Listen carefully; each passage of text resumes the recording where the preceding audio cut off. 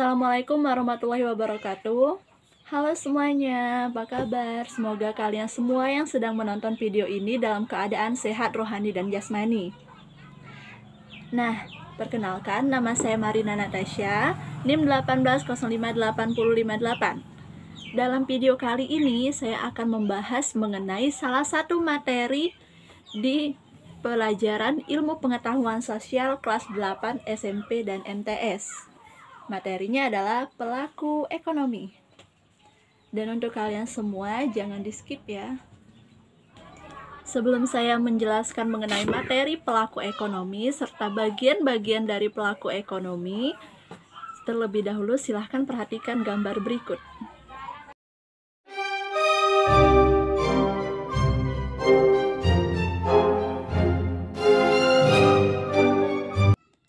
Pada gambar 1 terlihat produsen pupuk mengemasi pupuk yang hendak dijual, sementara pada gambar 2 terlihat siswa-siswa sedang membeli makanan di kantin. Pada gambar 3 terlihat penarikan pajak oleh pemerintah, dan pada gambar 4 terlihat distribusi produk impor dari luar negeri. Nah, setelah memperhatikan keempat gambar tersebut, apa yang terlintas dalam pikiran kalian semua? Apa itu pelaku ekonomi? Pelaku ekonomi adalah orang atau lembaga yang melakukan kegiatan ekonomi. Lantas siapa saja? Kita semua tentu saja merupakan bagian-bagian dari pelaku ekonomi. Entah itu sebagai produsen, entah itu sebagai konsumen, atau justru kita yang bekerja mengenai pemerintahannya. Untuk lebih jelasnya, pelaku ekonomi terbagi menjadi 4. Yang pertama adalah rumah tangga konsumen. Pengertian rumah tangga keluarga atau sering disebut sebagai rumah tangga konsumen merupakan pelaku ekonomi yang menjalankan peran sangat penting di dalam kegiatan ekonomi. Rumah tangga konsumen adalah kelompok masyarakat yang melakukan kegiatan konsumsi barang dan jasa untuk memenuhi kebutuhan hidupnya. Rumah tangga konsumen membutuhkan barang dan jasa yang dihasilkan oleh rumah tangga perusahaan. Jadi, barang dan jasa yang dihasilkan oleh rumah tangga perusahaan ditunjukkan untuk memenuhi kebutuhan rumah tangga konsumen. Selanjutnya adalah peran rumah tangga konsumen. Yang pertama adalah pemakai atau konsumen. Barang dan jasa yang dihasilkan perusahaan untuk memenuhi kebutuhan hidup sehari-hari. Dan yang kedua adalah pemasok faktor produksi kepada rumah tangga perusahaan untuk melakukan proses produksi. Memiliki dua peran sekaligus, yaitu sebagai konsumen dan sebagai penyedia faktor produksi, meliputi penyediaan lahan, tenaga kerja, modal, dan keahlian. Maka dari itu, ketika konsumen membeli barang dan jasa dari produsen, konsumen berkewajiban membayar barang dan jasa yang diterima. Oleh karena itu, rumah tangga keluarga konsumen harus memiliki pendapatan. Pendapatan rumah tangga keluarga terdiri atas 4 pendapatan. Yang pertama adalah sewa, yaitu balas jasa yang diterima rumah tangga keluarga karena telah menyewakan tanahnya kepada perusahaan. Yang kedua, upah, yaitu balas jasa yang diterima rumah tangga keluarga karena telah mengorbankan tenaganya untuk bekerja pada perusahaan dalam kegiatan produksi. Yang ketiga adalah bunga, yaitu balas jasa yang diterima rumah tangga keluarga karena telah meminjamkan sejumlah dana untuk modal usaha perusahaan dalam kegiatan produksi. Yang keempat adalah laba atau keuntungan, yaitu balas jasa yang diterima rumah tangga keluarga karena telah memberikan kontribusi berupa tenaga dan pikirannya dalam mengelola perusahaan, sehingga perusahaan memperoleh laba. Lalu, bagian dari pelaku ekonomi yang kedua adalah rumah tangga produsen atau rumah tangga perusahaan. Contoh rumah tangga produsen dapat dilihat pada gambar. Pengertian rumah tangga perusahaan. Rumah tangga perusahaan atau rumah tangga produsen merupakan pelaku ekonomi yang berperan sebagai penyedia barang dan jasa bagi konsumen. Perusahaan mengorganisasikan berbagai faktor produksi yang disediakan konsumen, kemudian melakukan proses produksi untuk menghasilkan barang, lalu dijual atau ditawarkan di pasar. Rumah tangga produsen di Indonesia dikelompokkan menjadi 3. Yang pertama yaitu BUMN atau Badan Usaha Milik Negara. Dapat dilihat pada gambar terdapat beberapa perusahaan yang berdiri langsung di bawah naungan negara. Selanjutnya yang kedua adalah BUMS atau Badan Usaha Milik Swasta. Terdapat beberapa perusahaan juga yang dikelola langsung oleh perorangan atau swasta. Nah, dan yang terakhir adalah koperasi. Dapat dilihat pada gambar macam-macam koperasi. Nah, jika sebelumnya telah dijelaskan mengenai contoh-contoh dari rumah tangga produsen atau rumah tangga perusahaan, maka kali ini saya akan menjelaskan mengenai peran rumah tangga produsen atau peran rumah tangga perusahaan. Peran pertama dari rumah tangga perusahaan adalah memproduksi barang atau jasa. Memproduksi barang tentu saja kalian sudah memahaminya. Namun, seperti terlihat pada gambar, itu merupakan bagian dari jasa. Jasa yang dihasilkan perusahaan kemudian ditawarkan kepada konsumen atau pembeli. Seperti yang terlihat pada gambar, yaitu gambar penggunaan jasa Gojek. Kalian semua tentu saja pernah atau secara tidak sengaja bersinggungan menggunakan jasa dari ojek online ini. Nah, ojek online ini juga termasuk dalam rumah tangga perusahaan atau produsen, bagian dari faktor produksi. Peran rumah tangga produsen yang kedua yaitu penggunaan faktor produksi. Contohnya saja, sebuah pabrik tekstil membutuhkan banyak tenaga kerja untuk menjahit produk. Untuk lebih jelasnya mengenai peran rumah tangga produsen yang kedua ini, silakan perhatikan video berikut.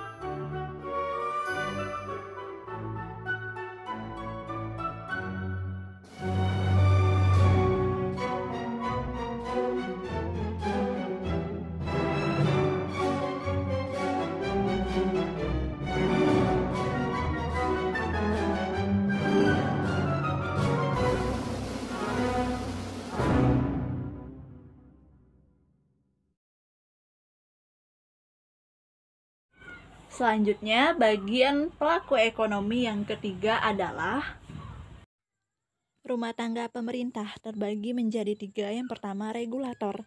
Regulasi atau aturan yang dibuat pemerintah antara lain berupa pemberian subsidi pada perusahaan dalam negeri sehingga mampu bersaing dengan produk dari luar. Peran lain pemerintah adalah menentukan besarnya pajak. Dengan adanya aturan tentang pajak progresif, orang yang kaya dipungut pajak yang tinggi, orang yang miskin dipungut pajak yang rendah, sementara orang yang tidak mampu tidak dipungut biaya pajak apapun, melainkan diberikan subsidi. Yang kedua adalah konsumen. Seperti halnya rumah tangga keluarga, rumah tangga pemerintah juga memiliki peran sebagai konsumen. Dalam menjalankan fungsinya sebagai pengatur, pemerintah membutuhkan sarana dan prasarana yang menunjang yang dibeli dari rumah tangga perusahaan atau produsen. Dan yang terakhir adalah produsen, contohnya PT Kereta Api Indonesia atau KAI dan Perusahaan Listrik Negara atau PLN. Kereta Api Indonesia atau KAI merupakan contoh dari rumah tangga pemerintah dalam perannya sebagai produsen. Dengan adanya Kereta Api Indonesia, negara berperan sebagai produsen yang menghasilkan jasa. Jasa tersebut ditawarkan dan dibayar sesuai dengan ketentuan yang telah ditetapkan. Lalu, Dengan begitu, Kereta Api Indonesia juga berpartisipasi dalam menambah pemasukan uang kas negara melalui bidang perekonomian sebagai pelaku ekonomi bagian rumah tangga pemerintah. Dan bagian pelaku ekonomi yang terakhir atau yang keempat adalah rumah tangga luar negeri. Pada era abad 21 ini, perekonomian yang tidak berhubungan dengan negara lain menjadi hal yang mustahil. Peran masyarakat luar negeri dalam perekonomian terlihat nyata dalam kegiatan ekspor dan impor, lebih jelasnya lagi pada kegiatan perdagangan internasional.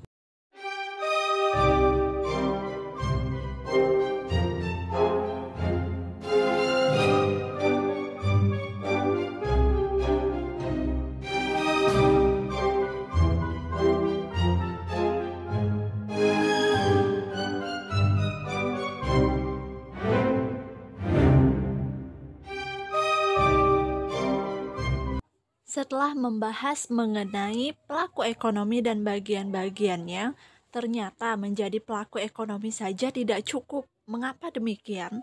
Karena kita sedang memasuki zaman yang semakin berkembang, teknologi yang semakin berkembang, tentu saja banyak orang-orang yang ilmunya juga semakin berkembang. Salah satu cara kita untuk tetap bertahan sebagai pelaku ekonomi adalah menjadi pelaku ekonomi kreatif. Lalu, apa itu pelaku ekonomi kreatif? Pelaku ekonomi kreatif menurut Valentin Siagaan dalam buku Ekonomi dan Bisnis Indonesia, pelaku ekonomi kreatif merupakan orang-orang yang memiliki peran dalam proses penciptaan, kegiatan produksi dan distribusi barang serta jasa, yang dalam prosesnya membutuhkan kreativitas dan kemampuan intelektual. Dalam hal ini, kreativitas memang sangat dibutuhkan dalam konsep ekonomi kreatif. Kreativitas tidak terbatas dalam hal penciptaan produk saja, tetapi termasuk penggunaan bahan baku dan inovasi teknologi.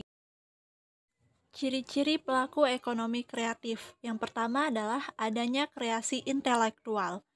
Ekonomi kreatif menekankan pada pentingnya kreativitas, maka dari itu, kreativitas dan juga keahlian dalam suatu sektor sangat dibutuhkan dan menjadi salah satu ciri utama dari ekonomi kreatif. Yang kedua adalah mudah diganti, kreasi dan inovasi harus terus dikembangkan sesuai dengan pengembangan aktivitas ekonomi. Tujuannya agar bisa diterima oleh pasar dan bermanfaat bagi konsumen. Yang ketiga adalah distribusi secara langsung dan tidak langsung. Adanya distribusi secara langsung atau tidak langsung didasarkan pada kebijakan perusahaan dan kebutuhan konsumen. Membutuhkan kerjasama dalam industri kreatif. Kerjasama sangatlah penting, misalnya antara pihak pengusaha dengan pemerintah yang mengatur kebijakannya. Yang keempat adalah berbasis pada ide. Artinya, ide menjadi hal utama yang harus dipersiapkan dalam ekonomi kreatif. Ide sangat penting dalam mengembangkan industri kreatif dan akan selalu berkaitan dengan inovasi dan kreativitas. Dan yang terakhir adalah tidak memiliki batasan. Tidak ada batasan dalam penciptaan produk. Artinya, inovasi dan kreativitas dalam penciptaan produk akan selalu terjadi, dan hal ini tidak memiliki batasan yang pasti. Selanjutnya adalah jenis-jenis ekonomi kreatif. Jenis-jenis ekonomi kreatif meliputi beberapa bidang, diantaranya adalah yang pertama, makanan. Bisnis kuliner merupakan salah satu bisnis yang tidak pernah mati. Tentu saja kita bisa mengembangkan ide mengenai kuliner yang sedang tren atau sedang hits di berbagai kalangan. Terutama di masyarakat Indonesia, cenderung menyukai hal-hal yang nyeleneh, apalagi di bidang kuliner. Maka dari itu, kuliner merupakan bagian dari bidang ekonomi kreatif. Selanjutnya, jenis-jenis ekonomi kreatif di bidang fashion. Fashion juga memiliki nasib seperti kuliner. Fashion merupakan salah satu industri yang tidak pernah mati gaya. Industri fashion selalu membutuhkan orang-orang yang berpikiran out of the box agar karya mereka dapat dilirik. Fashion yang simple dan kreatif merupakan salah satu injaran anak muda zaman sekarang. Maka perancang dituntut untuk mampu menciptakan karya yang inovatif agar bisa dinikmati oleh semua kalangan. Oleh sebab itu, fashion merupakan ekonomi kreatif. Selanjutnya, jenis ekonomi kreatif yang ketiga adalah di bidang game. Game merupakan salah satu lahan ekonomi kreatif yang sangat berpotensi untuk berkembang. Pasar dari game sendiri adalah kalangan anak muda, sehingga dalam desainnya sangat membutuhkan ide-ide kreatif para pengembang. Game sendiri bisa dimodifikasi menjadi berbagai macam, seperti game edukasi, game petualangan, dan game lain-lainnya. Jenis-jenis ekonomi kreatif yang keempat adalah bidang kerajinan. Kerajinan merupakan salah satu hasil karya yang membutuhkan banyak ide kreatif. Ekonomi kreatif sangat membantu para pengrajin untuk memasarkan hasil karya mereka. Meskipun pembuatan kerajinan relatif sedikit dalam sekali produksi, namun hal ini tidak dapat menghalangi pengrajin dalam berkreativitas. Oleh sebab itu, bidang kerajinan merupakan bagian dari jenis-jenis ekonomi kreatif. Jenis-jenis ekonomi kreatif selanjutnya adalah bidang musik. Bidang musik adalah salah satu karya seni yang tercipta berdasarkan ide seseorang. Industri musik selalu berkembang dan penikmatnya pun silih berganti. Tren musik selalu berbeda setiap tahun, bahkan bulan. Hal ini secara tidak langsung membuat para seniman musik harus bisa menyesuaikan jika ingin kiprahnya tetap ada. Pendistribusian lagu-lagu juga tidak kalah penting dalam industri musik. Di era globalisasi, musik tidak lagi didistribusikan secara fisik seperti kaset, namun juga seperti digital melalui platform seperti Spotify atau YouTube Music, sehingga kreativitas pemusik dalam menggambarkan idenya juga sangat dibutuhkan. Jenis-jenis ekonomi kreatif selanjutnya adalah periklanan. Dunia periklanan selalu membutuhkan orang-orang dengan ide kreatif agar iklan yang dibuat dapat menarik konsumen. Periklanan merupakan salah satu lahan yang bisa dimanfaatkan oleh para penggerak ekonomi kreatif untuk mengubah ide mereka menjadi uang. Pembuatan iklan tidak hanya membutuhkan ide kreatif, namun juga strategi pemasaran yang baik. Banyak media yang bisa dimanfaatkan untuk pengiklan, seperti televisi, YouTube, koran, dan lain-lain. Ekonomi kreatif selanjutnya adalah bidang arsitektur. Bidang arsitektur merupakan bidang yang sangat bergantung pada ide, sehingga sangat cocok dengan ekonomi kreatif. Era sekarang banyak milenial yang ingin memiliki hunian dengan konsep minimalis serta unik hingga ide-ide baru sangat dibutuhkan. Tersedia banyak aplikasi desain rumah yang bisa dicoba dari rumah untuk mengasah skill arsitek. Tidak hanya rumah ekonomi kreatif juga bisa dimasukkan ke dalam bidang arsitektur yang lain seperti perencanaan kota, pembangunan taman, dan lain-lain. Nah, dari beberapa jenis ekonomi kreatif tersebut, apakah kalian berminat untuk menjadi bagian dari pelaku ekonomi kreatif? Berminat ataupun tidak, yang jelasnya kalian harus menyimak manfaat ekonomi kreatif. Yang pertama adalah memberikan kontribusi ekonomi yang signifikan. Yang kedua, menciptakan iklim bisnis yang positif, membangun citra dan identitas bangsa berbasis kepada sumber daya yang terbarukan, menciptakan inovasi dan kreativitas yang merupakan keunggulan kompetitif suatu bangsa. Dan yang terakhir adalah memberikan dampak sosial yang positif. Kita semua tentu saja adalah bagian dari pelaku ekonomi. Namun, bukan berarti kita semua merupakan pelaku ekonomi kreatif. Padahal dalam konteks globalisasi, daya saing merupakan kunci utama untuk bisa sukses dan bertahan. Daya saing ini muncul tidak hanya dalam bentuk produk dalam jumlah banyak, namun juga berkualitas. Kualitas produk tersebut dapat diperoleh melalui pencitraan ataupun menciptakan produk-produk inovatif yang berbeda dari wilayah lainnya. Diperlukan kreativitas yang tinggi untuk dapat menciptakan produk-produk inovatif. Berangkat dari poin inilah ekonomi kreatif menemukan eksistensinya dan berkembang.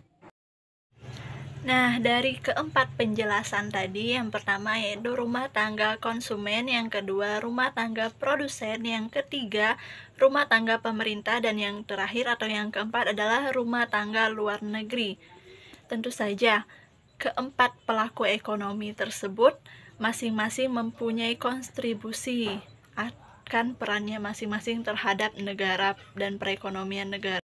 Dari apa yang telah saya jelaskan, semoga semuanya dapat memberi manfaat bagi kalian yang sedang menonton video ini. Kurang dan lebihnya saya mohon maaf. Saya akhiri. Wassalamualaikum warahmatullahi wabarakatuh. Bye.